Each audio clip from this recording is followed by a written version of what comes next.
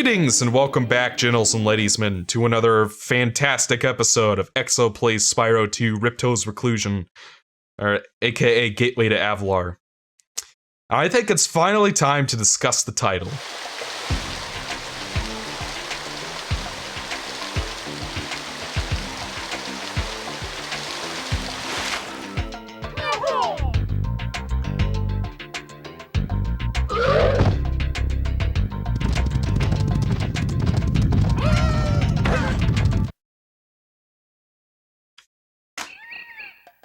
Okay, so let's talk to this guy over here and see what's up. Things just aren't the same since our magic fountain shut off. It sure would help if you could find out what evil force is behind this disaster. Okay, so there we have our setup for the stage. The water fountain is going out.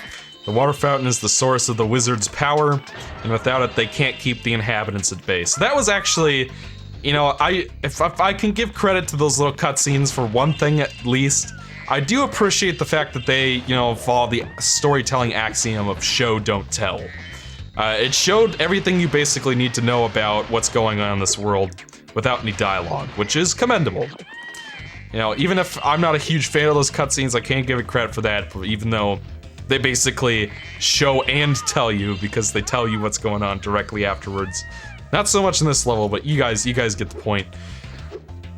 So this is probably the weirdest level in Spyro history, and given what we've seen in this game so far, that's saying a hell of a lot. The enemies are incredibly strange, the music is completely weird.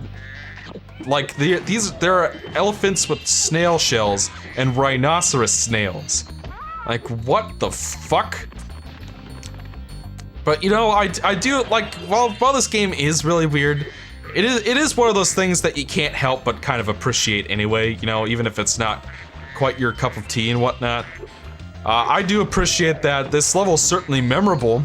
It's kind of hard to forget about Mystic Marsh, but yeah. I just want to point out real quick that Ripto has nothing to do with the fountain shutting off in this level. We'll actually find out who's directly responsible for that at the end of this level. So we know for a fact Ripto has nothing to do with that. There's no, you know, implication or whatever to be done here in terms of that. And speaking of which, you know, this level's pretty self-explanatory in general. Like, there's a side quest later on I'll have to talk about. A couple, I guess. But those are pretty self-explanatory and kind of similar to things we've done before, except for the one.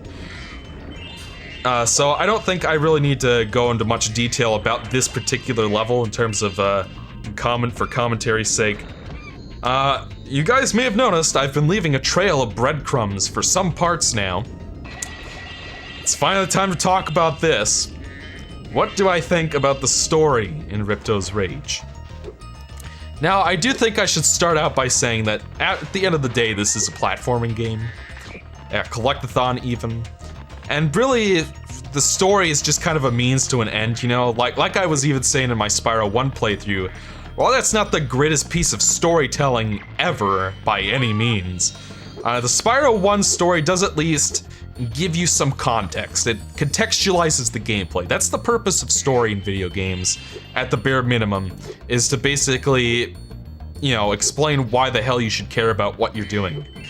And in that sense, Spyro 1 succeeded fairly well. We had interesting main character, that being Spyro himself, who basically is given this unique opportunity to prove himself a hero and show that he's more grown up than his elder dragons are letting on. And he has that opportunity when Nasty Nork shows up, and because of the way his spell works, it's not really explained very well, to be honest. For some reason, Spyro was the only one who didn't get frozen. And, you know, and the goal of the game, to be specific, was, you know, one of the goals was to defeat Nasty Nork because, you know, he was a threat to the Dragon Kingdom. No threat! He was a threat indeed, and if Spyro didn't get him, he probably would have done something again, I don't know, whatever. But the main goal of the game wasn't really that. Like, they built up a fight with Nasty Nork, but that wasn't the main point of what you were doing, gameplay-wise. The main point of the game was to free your dragon buddies and recover your treasure, and Nasty Nork was just very much a part of that goal. the goal from the get-go, it's not like the very first thing they say is defeat Nasty Nork. No, the very first dragon you free says free dragons. Your goal is very explicitly spelled out. That's the point of this game, is to free your dragon buddies and get the treasure back. And the dragon eggs too, you know. But that was only in like a third of the game for some reason. Okay, so that's the point of Spyro 1.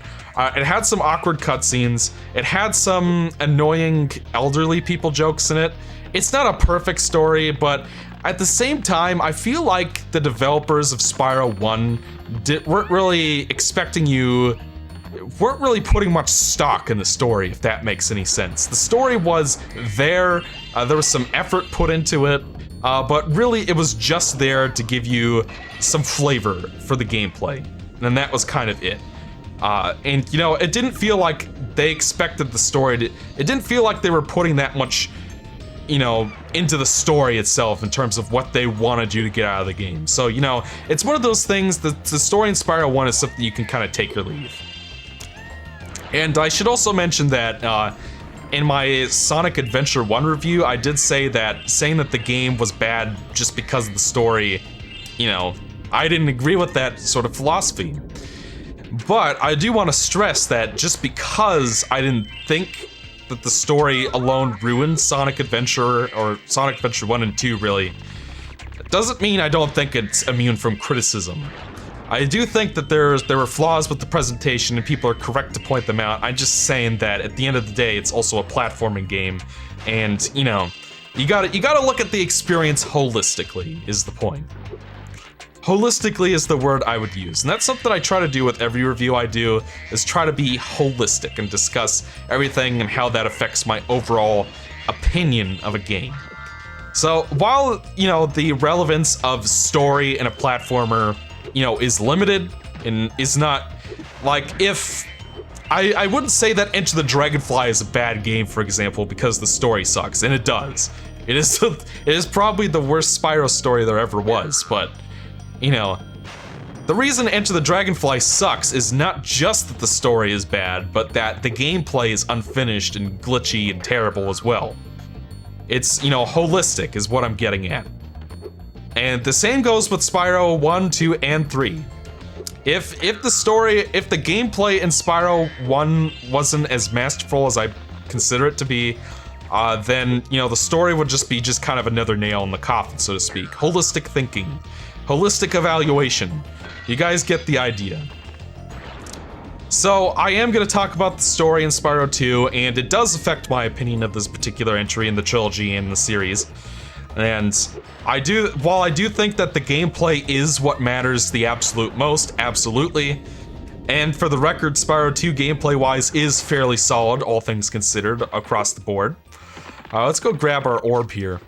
What? Oh, I must have dozed off there. Golly, looks like I let the fountain switch off. Here, take this orb and, don't mention my little nap to Hydrar, okay? Yeah, so there aren't any talismans in Winter Tundra levels. For some reason, they just kind of dropped that plot point completely. I guess what they wanted to do was put more focus on the minigames before you go fight Ripto. Personally, I think that they should have just had orbs. You know, basically do what Spyro 3 did and just have orbs. And make it so that you need a certain amount of orbs to access the boss. I mean, it worked in Mario 64, it worked in Banjo-Kazooie, it works in Spyro 3 just fine.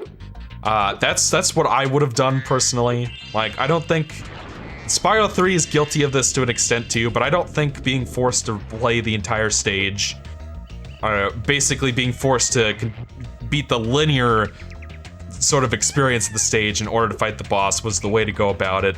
Because potentially you could just go for talismans and however many orbs you need to activate portals, and then have a whole bunch of backtracking to do at the end. That's not going to happen to me because I'm a completionist type, but still. Ah, Spyro, so glad you're here. I'm perfectly useless without my trusty pencil, and I seem to have lost it. I do have this extra egg. Perhaps you can trade it for my pencil. So this is one of the weirdest side quests in the entire game. But probably one of the best, maybe? I don't know. basically what you have to do is, it's a trading sequence. Like, you know, the thing you need to get the Bigoron sword and, or Ocarina of Time. And by the way, that wizard was responsible for the fountain shutting off and everything happening. Ripto has nothing to do with this level at all. So this is at least one confirmed case we know for sure was not Ripto's fault. But I don't know. So basically, you get you put the object where it belongs, and then you get another object in its place, and then you basically put everything where it goes. And I don't know, I do kind of like it. I guess this is probably one of, like, I say this is one of the better ones because I do like how it tests your knowledge of the stage. Like, if you've been paying attention while you've been grabbing gems and whatnot, you should be able to figure out where everything goes just fine. And I do think that conceptually this is a lot more interesting than some of the other mini games in the game. Like, in the last part we did that one where you have to save the hippos from lava. That was like so easy. There was no challenge. This at least, it makes you use your noggin a little bit, which is, you know, something I can appreciate. This is probably the most obscure item in terms of putting it where it goes. You might have remembered we passed a cauldron at some point, and that's where this goes, is in the cauldron. I guess it's supposed to be like boiled vegetables or something. I don't know, fam. Think I've been paying attention? So now we gotta figure, oh, we could probably just go back up over by Snoozle up here, which is quite the name, if I do say so myself. I think this is where we need to go. No. These underwater tunnels can get a little annoying, I guess, but, you know, if you're paying attention, goodness gracious. I guess we need to go this way? Oh, we go upwards over here, okay. There's no water tunnel that leads over here. For some reason I thought there was. Alright, so there's the pot. We just gotta shoot it in there, and I think we should get the pencil. No, we get a coin, I think. And you might have noticed that we passed a fountain, you know, the fountain in the stage. That's the focal point of the story for the stage. That's where this guy goes. It's like, you know, wishing well. I have had issues with, you know, I think it even happened in the Zebros playthrough where, like, I tried to shoot it in the fountain and it landed somewhere I didn't want it to, and then I had to redo the mission. So be careful. Then that somehow gets us the pencil, and then we just need to bring the pencil back to the professor. Because apparently, Tom Kenny, professor, did not learn the first rule of the artist at sea. Always bring a spare pencil. My pencil! Now I can begin calculating the age of the universe again. Here, take this orb. Alora says she thinks I'm going to lose it. Well, at least the professor was looking for orbs, or, you know, holding on to them. Because Hunter, that asshat, is always holding on to them. But I digress. We do have one more mission left in the stage, so we're gonna go take care of that, and then we should be done. I don't think there's a skill point in this level at all, or anything. You already found all the gems. We did, like, the main quest and got the orb from that. Yeah, that's what I would have done, is just do the Spyro 3 approach, instead of having talismans. But even if Spyro 3 doesn't have... Spyro, a friendly face. A bunch of rotten thieves have stolen the spark plugs, and I'm stuck here. Please get the 4 plugs back. So, to help out Basil here, there are these 4 kangaroo flying squirrel thieves around the stage. And that's him right there. And we have to catch them to retrieve the spark plugs for the car so that What's-His-Face can drive. I don't even know how he got the car up there, honestly. These guys are actually legitimately challenging to catch, so I'd say that this is a pretty good mini-game side quest dealio for Spyro 2 standards. Yeah, we got him. It is legitimately challenging to catch these guys, and you do have to be a master of the charge mechanic in order to achieve that goal, so I'd say this one passes just fine. You know, like the first minigame I thought was good as well in terms of what you do gameplay-wise, but it doesn't really make sense, but, you know, I'll take what I can get, that's fine. Where did he go? Somehow, man, he must have gone up here. And so we'll just follow through all the way over here. So yeah, Spyro 1 story, not the greatest thing by any means. I'm sure that if I wanted to, I could pick apart all the details all night, all day long. Like, why, if apparently Nasty Nork did have the power to refreeze the dragons in Crystal, but he chose not to. That's a plot hole. You know, like, they even show him refreezing some of the dragons he freed in earlier stages and everything, so there's no reason that he shouldn't have just freezed everybody again. I could say that much. You know, the fact that, why was it that Spyro was the only one who didn't get frozen? They don't really explain it in the game. It just so happens that he doesn't get hit. You have to read the manual to find out why he didn't get hit. Like in the North American manual, they say he was playing hooky, which, you know, to skip out on school, because apparently Dragon School exists in the Spyro cinematic universe. And in the European manual, they say that his size directly prevented him from getting frozen, but the game itself doesn't tell you that at all. So that's kind of a plot hole within the context of the game. I guess the difference for me in terms of Spyro 1 versus Spyro 2 story-wise in that regard is that I don't feel like Spyro 1 was putting as much emphasis on its story. Like I said before, I feel like it was something that was just kind of there. They put it there because it needed to be there. They did with it what they needed to do, and then they just kind of left, you know, just tried to focus on, I guess, making the performances kind of fun, you know, and interesting from that perspective. You know, it wasn't something that the game put a lot of stock in. So, you know, whatever. I can get over the plot holes in that. Unfortunately, I feel like Spyro 2 was putting a lot more emphasis on its story than Spyro 1 did. Like, from the very beginning of the game, you know, it's a whole bunch of cutscenes, a whole bunch of character exposition, explaining how the world works. There was clearly a lot more emphasis on world building, a lot more emphasis on the villain, a lot more emphasis on having, like, this central cast of characters that you get to know, stuff like that. And that is... If I could say some positive things about the story before I get into my big issue with it, there are positives to mention. Like, I do feel like the cast in this game is a lot more memorable, a lot of fun to watch. Like, I always like the little scenes where how many more of those spark plugs do I need? Like, how do I? Yeah, I need one more, and I don't know where it is. It's probably got to be down here somewhere, so I'll look. There it is. There's the thief we're after. There are some good things in the story. I do like the overall performances. The voice performances are good. You know, good voice acting for the time this game was out. Wahoo! I'm back in business. Here, young dragon friend, take this. It's music. Oops, shit. I don't know. What Basil was saying wasn't all that important or interesting anyway, so whatever. We're done this level, we have nothing left to do in Mystic Marsh, so we're just gonna head through the portal back here and call it a day. You maybe even get a jump start in the next stage.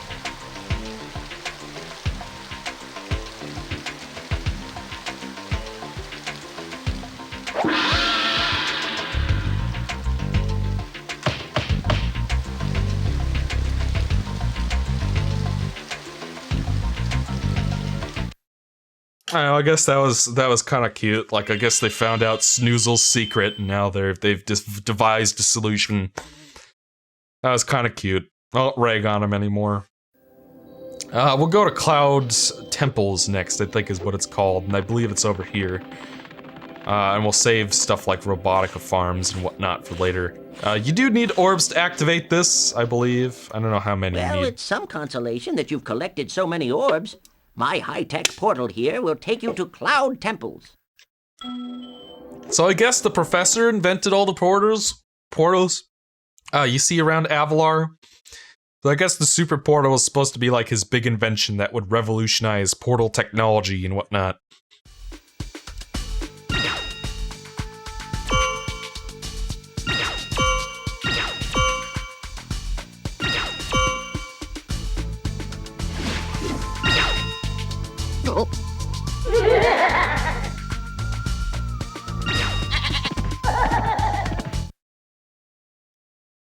Yeah, like I said, show don't tell, that does that pretty well. Like, we know who the bad guys are, and we know, who the good guys are, and what's going on and whatnot. I used to be one of Avalar's most powerful magicians, until that big warlock over there stole my wand. He and his friends have used the magic to take over the city.